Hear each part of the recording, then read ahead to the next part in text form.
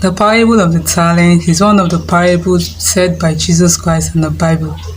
We'll be going through the parable of the talent, we'll be reading it together from the Bible, and we'll be sharing a deep insight of the spiritual interpretation of the parable and what it literally means to we Christians of today.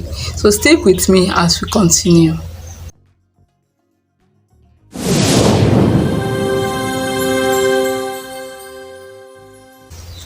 I'll be reading from Matthew chapter 25. Matthew chapter 25 tells us the story of the parable of the talent said by Jesus Christ. So we'll be reading the Bible passage, then we'll be sharing great insight on the spiritual meaning of each one of them. So let's go. Matthew chapter 25, verse 14 precisely.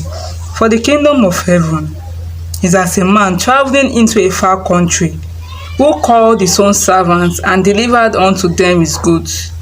And unto one he gave 5 talents, to another 2, and to another 1, to every man according to his several ability, and straightway took his journey.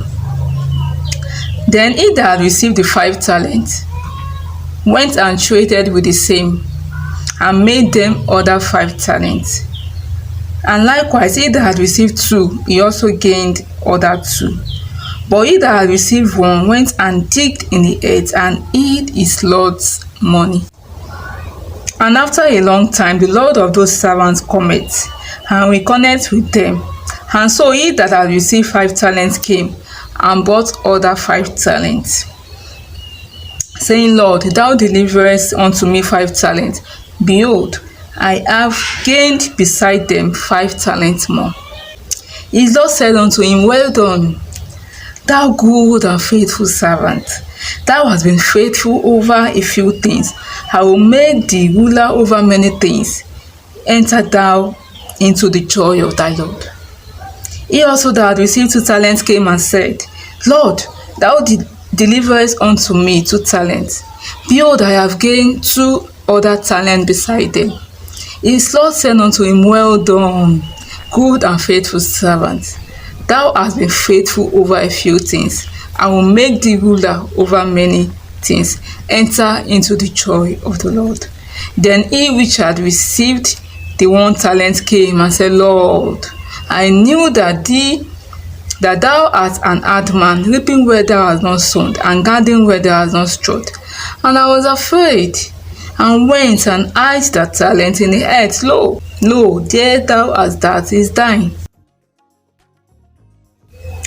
His Lord answered and said unto him, Thou wicked and slothful servant, thou knowest that I reap where I sowed not, and gathered where I have not strawed. Thou oughtest therefore to have put my money to the exchangers, and then at my coming I should have received my own with usury. Take therefore the talent from him, and give it unto him which hath 10 talents. For unto everyone that hath shall be given, and he shall have abundance. But from him that hath not shall be taken away even that which he. And cast ye the unprofitable servants into outer darkness. There shall be weeping and gnashing of teeth. I'm going to be establishing the fact that from where we read that there's someone called the master who was traveling and gave his servants his goods. And we read that to one he gave 5 talents, to one he gave 2, and to a servant he gave just 1 talent. And he told them to make profit with it. Now, who is the servant? Who is the master? What does the talent mean? And what does it mean to make profit with the talent? This is what we'll be sharing great insight on. So get ready to hear from God. Stick as we continue. Now let's share insights. The rich trader, who is the master, is God himself.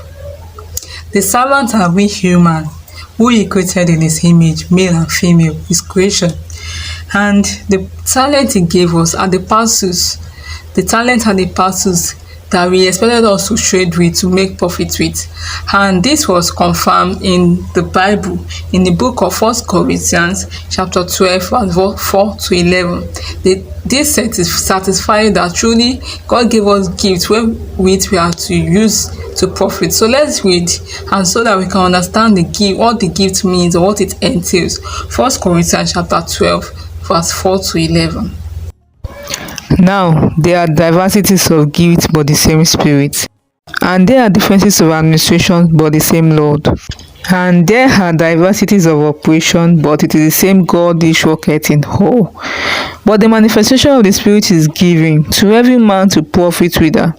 For to one is given by the Spirit the word of wisdom, to another the word of knowledge by the same Spirit, to another faith by the same Spirit, to another the gift of healing by the same Spirit, to another the workings of miracles, to another prophecy, to another discerning of spirit, to another diverse kinds of tongues, to another the interpretation of tongues. But all this worketh as one and the same self Spirit, dividing to every man severally as he will. We have satisfied the meaning of this gift. Now, what does it mean to make profit with it? Just like the instruction of the master when he was traveling to a far country, he expected us to make use of these gifts, these talents has given unto us, and he expected us to make profit from it. Now, what does this mean? Yes, the insight about that.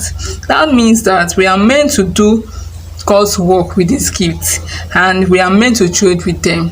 That means that we are meant to use it to bring more people to the kingdom. Don't be misled. Be you trading with the gift does not mean you should turn it to a business center.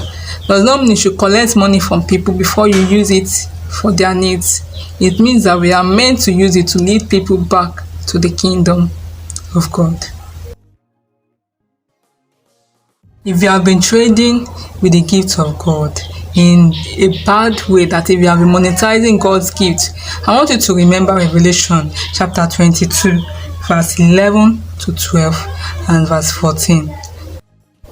He that is unjust, let him be unjust still, and he which is filthy, let him be filthy still, and he that is righteous, let him be righteous still, and he that is holy, let him be holy still. And behold, I come quickly, and my reward is with me, to give every man according as his work shall be. Blessed are they that do his commandment, that they may have right to the tree of life, and may enter in through the gate into the city. I hope you are aware that trading with this gift that the master gave to us does not mean that we should monetize the gift of God in our life. Does not mean that we should turn the gospel to a business center where you ask people to pay money before you offer their salvation. Don't forget that the salvation you have also, you got it free of charge from God.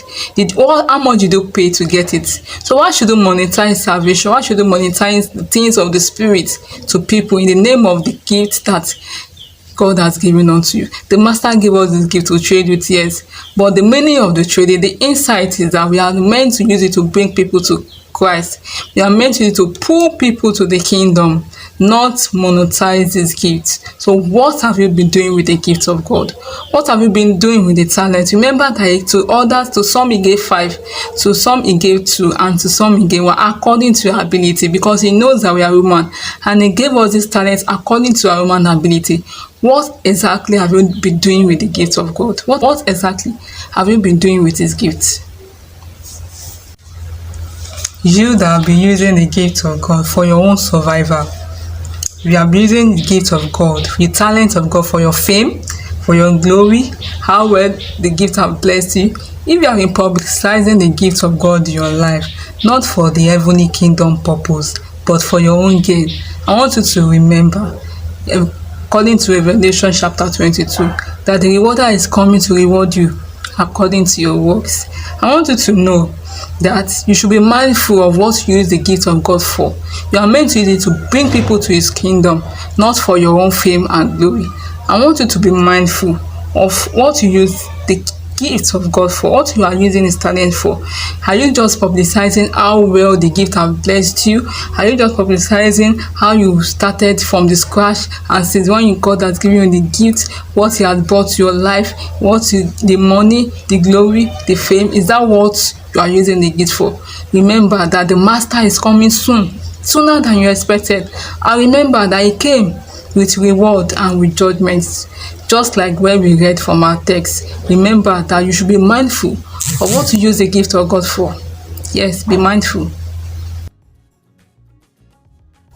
Let's read the Bible. Luke chapter 10 verse 20. Luke chapter 10 verse 20. Notwithstanding in this rejoice not, that the spirits are subject unto you, but rather rejoice because your names are written in heaven.